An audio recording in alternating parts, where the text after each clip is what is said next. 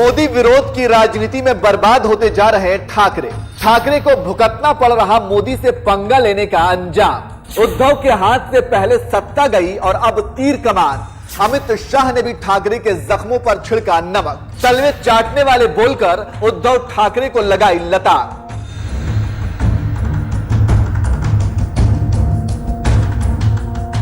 ठाकरे परिवार के लिए मुसीबत है कि कम होने का नाम ही नहीं ले रही है।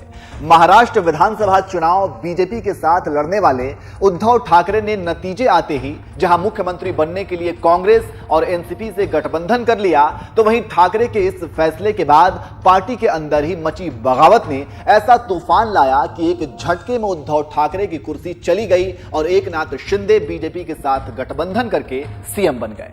इतना क्या कम था कि अब पार्टी का चुनाव चिन्ह भी एकनाथ शिंदे को मिल गया, जिसके बाद गृह मंत्री अमित शाह ने भी महाराष्ट्र की धरती पर कदम रखते ही पूरे तेवर के साथ किस तरह से उद्धव ठाकरे को मुंहतोड़ जवाब दिया, इस रिपोर्ट में देखिए।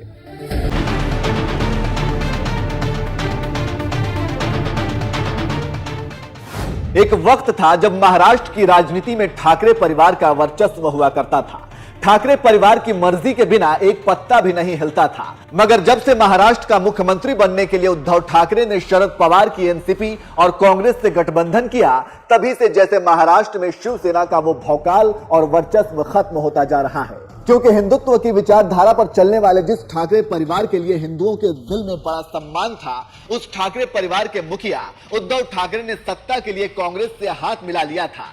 बस यही बात ना तो महाराष्ट्र की जनता को पसंद आई और ना ही उद्धव ठाकरे के अपने नेता और कार्यकर्ताओं को पसंद आई, जिसकी वजह से शिवसेना सांसदों और विधायकों ने एकनाथ शिंदे के नेतृत्व में पार्टी से ही बगावत कर दी और शिवसेना के आधे से ज्यादा विधायक शिंदे समर्थन में उतर गए, जिसका असर यह हुआ कि उद्धव ठाकरे की कुर्सी चली गई और एकनाथ शिंदे बीजेपी के समर्थन से महाराष्ट्र के मुख्यमंत्री बन गए। ठाकरे परिवार से सत्ता हासिल करने के बाद शिंदे यही रुकने वाले नहीं थे। उन्होंने सत्ता हासिल करने के बाद शिवसेना के चुनाव चिन्ह पर भी दावा ठोक दिया, जिसके बाद उद्धव ठाकरे और एकनाथ शिंदे के बीच असली शिवसेना को लेकर खूब सियासी जंग चली। मगर शुक्रवार को जैसे ही चुनाव आयोग से एकनाथ शिंदे के पक्ष में फैसला आया, महाराष्ट्र की राजनीति में जैसे भूचाल आ गया। क्योंकि जो तीर कमान शिवसेना की पहचान हुआ करती थी, वो तीर कमान चुनाव चिन्ह भी एकनाथ शिंदे को मिल गया और अब एक तरह से असली शिवसेना के मालिक भी एकनाथ शिंदे हो गए और मोदी विरोध की राजनीति करने वाले उद्धव ठाकरे के हाथ कुछ नहीं लगा, जिसकी वजह से बीजेपी से पंगा लेने वाले उद्धव ठाकरे जहां पहले से ही बौखलाए हुए थे, तो वहीं अब गृह मंत्री अमित शाह ने भी उद्धव ठाकरे के जख्मों पर नमक छिड़कने का काम किया है। शनिवार को महाराष्ट्र के पुणे में एक कार्यक्रम में शामिल होने गए अमित शाह ने उद्धव ठाकरे के खिलाफ हुंकार भरते हुए कहा, जो लोग झूठ के आधार पर हुंकार भर रहे थे, विरोधी विचारधारा के तलवे चाटने लगे, आज उन लोगों को मालूम चल गया है कि सच किसके साथ है। मित्रों, आज मैं यहाँ आया हूँ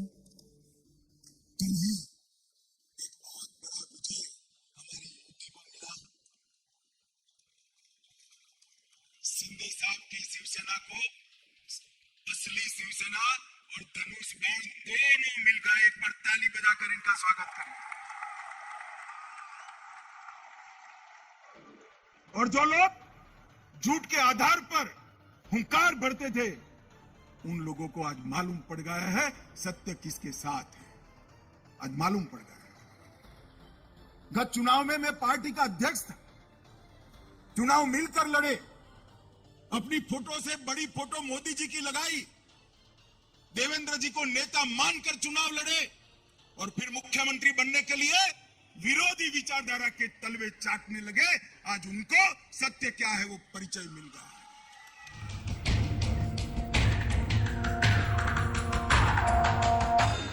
महाराष्ट्र की धरती पर हुंकार भरे अमित शाह के तेवर बता रहे हैं कि वह इस मुद्दे को अगले साल होने वाले लोकसभा चुनाव तक जिंदा रखना चाहते हैं। यही वजह है कि लगे हाथ पार्टी के कार्यकर्ताओं में भी जोश भरते हुए उन्होंने कहा, राजनीति में हार जीत होती रहती है, लेकिन धोखा देने वालों को कभी माफ नहीं करना चाहिए, वरना धोखा देने वालों की हिम्मत बढ़ जाती है। और भारतीय जनता पार्टी के कार्यकर्ताओं ने भी, पुणे के कार्यकर्ता, आसपास के 3 जिलों के कार्यकर्ताओं ने भी आज एक संकल्प कर जाना है, आगामी लोकसभा के चुनाव में महाराष्ट्र की सभी सीटें शिवसेना बीजेपी युति के खाते में आनी चाहिए। मित्रों, चुनाव में हार होता है, पराजय होता है, जीत होती है, विजय होता है, परंतु जो लोग धोखा देते हैं ना, उनको कभी बख्शना नहीं चाहिए, वरना धोखा करने वालों की हिम्मत बढ़ती है। कल मैंने शिंदे जी का भाषण सुना, प्रेस कॉन्फ्रेंस सुना। एक पत्रकार ने पूछा कि धनुष बाण आपको मिल गया? उन्होंने कहा ना, धनुष बाण एनसीपी कांग्रेस के यहां गिरो रखाए थे, मैं छुड़ा कर ले आया हूं। हमारी छोड़िए, इन्होंने बाला साहब की विचारधारा और शिव सैनिकों के साथ भी धोखा किया था। आज दूध का दूध, पानी का पानी हो गया।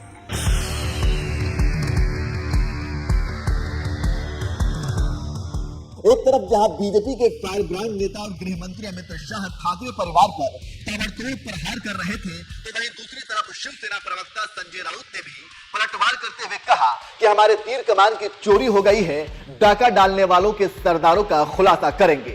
हमारा जो तीर कमान हमारा जो तीर कमान है, धनुष बाण, उसकी चोरी हो गई है। हमारा तीर कमान की किसी ने चोरी की है। साइलेंस।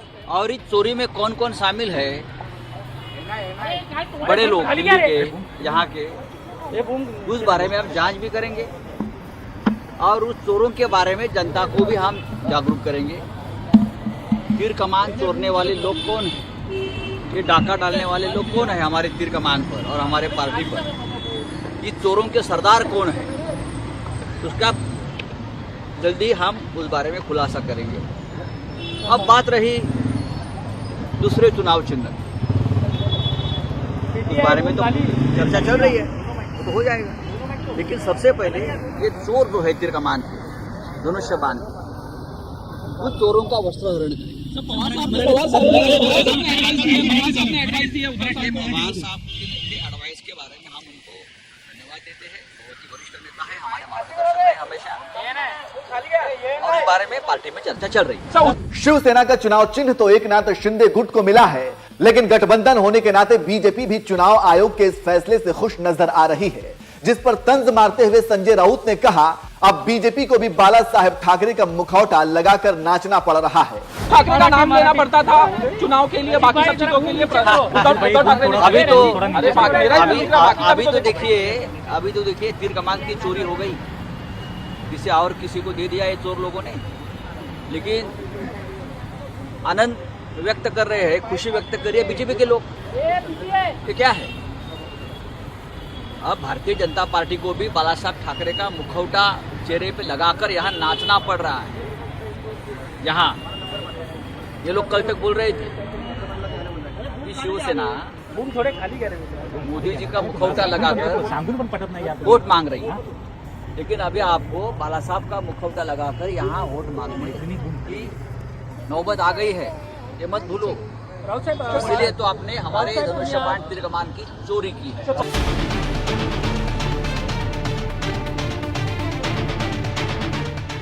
चुनाव चिन्ह को लेकर लड़ाई तो वैसे एक नाथ शिंदे गुट और उद्धव ठाकरे के गुट के बीच चल रही थी और शिंदे गुट ने यह लड़ाई जीत भी ली, मगर चुनाव आयोग के इस फैसले से बीजेपी भी कहीं ना कहीं गदगद है, क्योंकि महाराष्ट्र की शिंदे सरकार में बीजेपी भी हिस्सेदार है। और सबसे बड़ी बात यह है कि अगले साल होने वाला लोकसभा चुनाव भी बीजेपी शिंदे के साथ मिलकर लड़ सकती है।